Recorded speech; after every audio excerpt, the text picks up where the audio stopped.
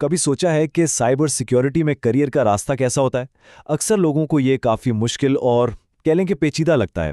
तो चलें, आज इसी सफ़र को थोड़ा आसान बनाते हैं और देखते हैं कि इस ज़बरदस्त फील्ड में कामयाब होने के लिए असल में क्या कुछ चाहिए होता है। अच्छा, तो सबसे पहले सीधा काम की बात करते हैं। American bureau of labour statistics का कहना है कि 2030 तक साइबर सिक्योरिटी की जॉब्स में 30% से भी ज्यादा का इजाफा होने वाला है। मतलब ये बहुत बड़ी बात है।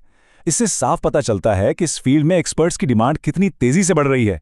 तो सवाल ये है कि इतनी ज़्यादा डिमांड आखिर है क्यों?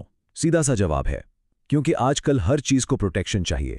एक सिक्योरिटी एनालिस्ट का काम किसी भी कंपनी के सबसे कीमती असासों को बचाना होता है।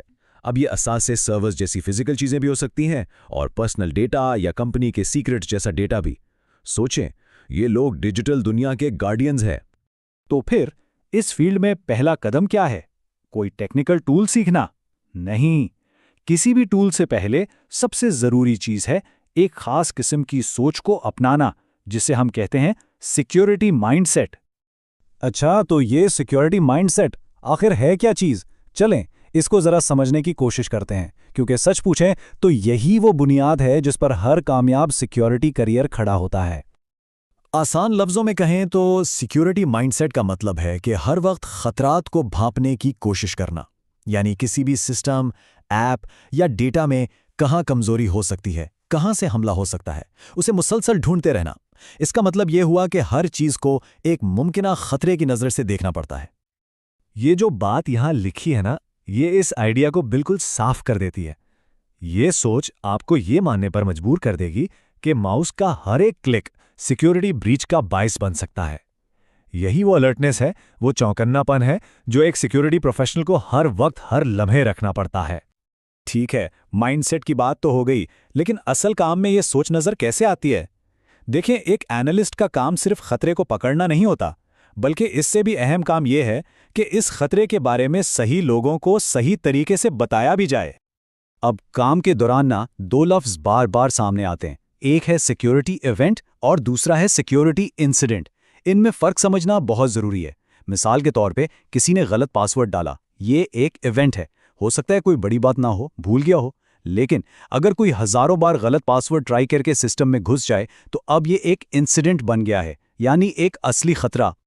तो जब भी कोई ऐसा खतरा नज़र आता है, एनालिस्ट एक पूरा प्रोसेस फॉलो करते हैं। सबसे पहला स्टेप आइडेंटिफाई करना, यानी मसले को पहचानना कि ये है क्या।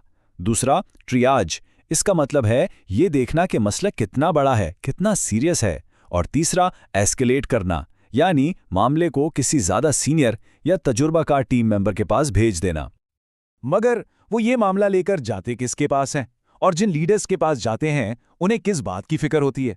बस यहीं से स्टेक होल्डर्स का रोड शुरू होता है, यानी वो लोग जिनका कंपनी से कोई ना कोई ताल्लुक है, और उनसे ठीक तरह से बात करना ये बहुत ही जरूरी हो जाता है। चलें कुछ अहम स्टेक होल्डर्स पर नजर डालते हैं। जो सीसो होता है, यानी चीफ इंफॉर्मेशन सिक्योरिटी ऑफिसर, उसको पूरे सिक्योरिटी प्लान की फिक्र होती है। जो सीएफओ है, यानी फाइनेंस वाला हेड, उसका ध्यान सिर्फ इस बात पर होता है कि कहीं पैसों का नुकसान ना हो जाए। और जो सीईओ है, उसे कंपनी की इज्जत और बिजनेस पर पड़ने वाले असर की फिक्र होती है। यानी हर किसी की परेशानी और तरजीह अलग है। अब चूंकि हर लीडर की परेशानी अलग है, तो एक एनालिस्ट का काम सिर्फ टेक्निकल बातें बताना नहीं रह जाता। उसका असल काम होता है डेटा को एक सिक्योरिटी स्टोरी में बदलना। एक ऐसी कहानी जो साफ साफ बताए कि देखो मसला ये है, इसका हमारी कंपनी पर ये असर पड़ेगा और ये हैं इसको हल करने के तरीके। ये बार चार्ट देखें, ये इस स्टोरी टेलिंग की एक बेहतरीन मिसाल है। ये सीधा सीधा दिखा रहा है कि किस डिपार्टमेंट के लोगों ने सबसे ज़्यादा फिशिंग ईमेल्स पर क्लिक किया है। और देखें, मीडिया रिलेशंस और एचआर तो बिल्कुल टॉप पर हैं। तो ये सिर्फ नंबर्स नहीं हैं, ये एक पूरी कहानी है जो बता रही है कि हमारी कौन सी टीमें सबसे ज़्यादा खतरे में हैं और उन्हें फ़ौरन ट्रेनिंग की ज़रूरत है। तो ठीक है, माइंडसेट भी समझ आ गया और काम करने का तरीका भी। चलें अब आखिरी और सबसे अहम हिस्से की तरफ चलते हैं, इस फील्ड में अपना करियर लॉन्च कैसे करना है। देखें, इस फील्ड में ना अप टू डेट रहना सबसे ज़रूरी है। उसके लिए क्या करना चाहिए? सिक्योरिटी ब्लॉग्स पढ़ें, प्रोफेशनल ग्रुप्स ज्वाइन करें और लिंक्डइन पे दूसरे एनालिस्ट्स और यहाँ तक के सीआईएसओ से भी कनेक्ट हों। कम्युनिटी का हिस्सा बनना सीखने के लिए भी और नेटवर्किंग के लिए भी सबसे बेहतरीन तरीका है।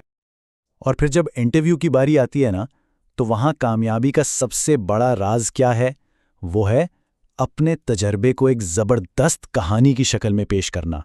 और इसके लिए एक बहुत ही कमाल की टेक्निक है जो जवाबात को एक बेहतरीन स्ट्रक्चर दे सकती है। इसे कहते हैं स्टार मेथड। बहुत आसान है। एस का मतलब है सिचुएशन, यानी सूरत हाल क्या थी। टी का मतलब है टास्क, यानी काम या मकसद क्या था। ए का मतलब है एक्शन, यानी क्या कदम उठाया। और आखिर में आर यानी रिजल्ट, नतीजा क्या निकला। ये तरीका खास तौर पर उन सवालात के लिए परफेक्ट है जब इंटरव्यू लेने वाला कहता है कि अपने किसी मुश्किल तजुर्बे के बारे में बताएं। तो हम एक ऐसी दुनिया में रहते हैं जो पूरी की पूरी डेटा पर चलती है। ऐसे में एक बड़ा सवाल ये है कि इस डेटा की हिफाजत करने का जिम्मा कौन उठाएगा। ये सवाल हमें इस फील्ड की असल रूह की याद दिलाता है, जो कि एक गार्डियन, एक मुहाफिज बनने की जिम्मेदारी है।